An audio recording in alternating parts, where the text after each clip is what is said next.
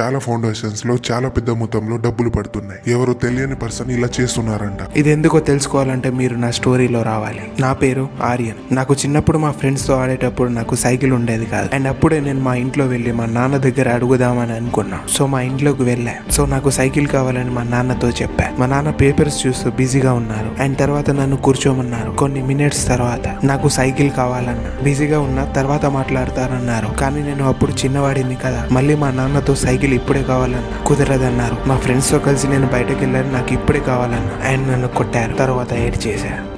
Ground లో ఉన్న మా ఫ్రెండ్స్ దగ్గరికి వెళ్ళి మనీ ఉన్నాయని అడిగా. లేవురా అన్నారు. చూడండిరా ఎలాగైనా అన్నా. నిజంగా లేవు అన్నారు. ఏమీ చేయలేక గ్రౌండ్ నుండి ఇంటికి వెళ్ళిపోయా. నెక్స్ట్ డే కూడా అలానే బిజీగా ఉన్నారు మా నాన్న. ఎక్కువ మాట్లాడకుండా బయటకు వెళ్తుంటే నన్ను పిలిచారు. నీకు సైకిల్ కావాలంటే నా కోసం నువ్వు ఒకటి చేయాలి అన్నారు. ఏంటి నాన్న అది అని అడిగాను. నువ్వు పెద్దయ్యాక మన బిజినెస్ ని చూసుకోవాలన్నారు. కానీ అది నాకు ఇష్టం లేదు. బట్ అలా ప్రామిస్ చేస్తేనే కొనిస్తానన్నారు సైకిల్. సరే అని చెప్పాక కొనిస్తానని రోడ్ వైపుకు వెళ్ళాము. అంతలోనే మా నాన్నకు యాక్సిడెంట్ జరిగింది. కొన్ని రోజుల తర్వాత ఆయన చనిపోయారు. అలా కొన్ని ఇయర్స్ గడిచిన తర్వాత నా పేరు పైన కంపెనీ ఉందని తెలిసింది. నేను బిజినెస్ లోనే అడుగు పెట్టద్దనుకున్న నేను సిచ్యువేషన్స్ నన్ను అందులోకి లాగాయి. నా మైండ్ వద్దంటుంది. కానీ నా మనసు మా నాన్నకిచ్చిన మాటల్లో గుర్తు చేస్తుంది. చివరికి నేను కంపెనీ వైపు అంటే బిజినెస్ లోకి అడుగు పెట్టా. కొన్ని రోజులు బాగానే సాగింది. బట్ ఇన్వెస్టర్స్ కి లాస్ రావడంతో నన్ను క్వశ్చన్ చేస్తున్నారు. ఏమీ చేయలేని సిచ్యువేషన్. ఆ రోజు అక్కడి నుంచి వెళ్ళిపోయా. ఆ రోజు నుండి మా కంపెనీని ఎలా లాస్ లో నుండి ప్రాఫిట్స్ లోకి తీసుకురావాలని బాగా ఆలోచించా. అప్పుడు నాకు ఒకే ఒక ఆన్సర్ దొరికింది. మా కంపెనీస్ లో ఉన్న ఇంజన్స్ ని ఇంకా బాగా కొంచెం ఇంప్రూవ్ చేయాలని తెలిసింది. పని ప్రారంభమైంది. కానీ ఎందుకో పనిలో చాలా ప్రాబ్లమ్స్ వస్తున్నాయి. ఎంప్లాయీస్ తో సహా అందరినీ వర్క్ లో ఇన్వాల్వ్ చేశారు. అయినా కూడా అడ్డంకులు వస్తున్నాయి. చివరికి కంపెనీ మరింత లాస్ లోకి వెళ్ళిపోయింది. చేసేదేమీ లేక కంపెనీస్ ని సేల్ చేయడానికి పటేల్ ఇండస్ట్రీస్ కి వెళ్ళా. హాయ్ సార్, నా నుండి చిన్న రిక్వెస్ట్. మా కంపెనీని తీసుకోండి అన్నాను. మీ కంపెనీ లాస్ లో ఉంది, ఎలా తీసుకోని అన్నారు. మీ ఇంజన్స్ కి మా వెహికల్ బాడీ పార్ట్స్ వర్క్ అవుతాయి, తీసుకోండి అన్నాను. మీ నాన్న ఇలాగే కంపెనీ పెట్టాడు, లాస్ వచ్చింది. మీకెందుకు ఈ బిజినెస్ లాంటివి, వేరే వర్క్స్ చేసుకోవచ్చు కదా అని చెప్పాడు.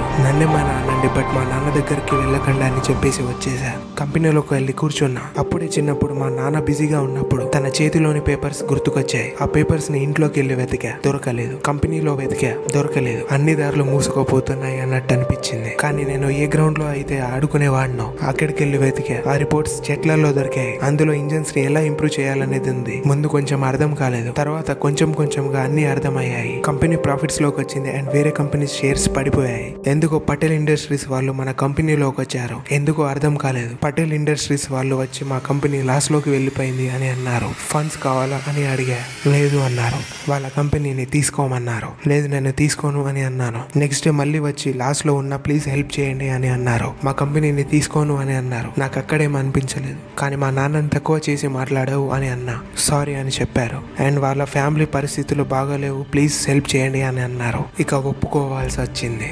రిజిస్ట్రేషన్ పనులు అయిపోయాయి. పటేల్ ఇండస్ట్రీస్ నుంచి మన కంపెనీ నుండి కార్లో ఇంటికి వెళ్తున్నా. మధ్యలో నైట్ అయింది. కొంచెం స్పీడ్ గానే వెళ్తున్నా. కంపెనీ నుండి కాల్స్ వస్తున్నాయి. ఫోన్ లిఫ్ట్ చేసి మాట్లాడుతుంటే సడన్ గా ఎవరో ముందుకు వచ్చారు. కార్ స్కిడ్ అయింది. కొన్ని సెకండ్స్ తర్వాత బయటకు వచ్చి చూసా. అక్కడ ఇంజరీస్ తో ఉన్న ఒక పర్సన్ ని చూశాను. ఆ టైంలో నాకు ఆ సిచ్యువేషన్ చూసి మా నాన్నే గుర్తుకొచ్చారు. అతన్ని హాస్పిటల్లో జాయిన్ చేశా. ఆ కార్ యాక్సిడెంట్ లో నా తప్పేమీ లేదు. తర్వాత అక్కడి నుంచి వెళ్ళిపోయా. తర్వాత కొన్ని రోజుల తర్వాత నాకు ఒక ఐడియా వచ్చింది.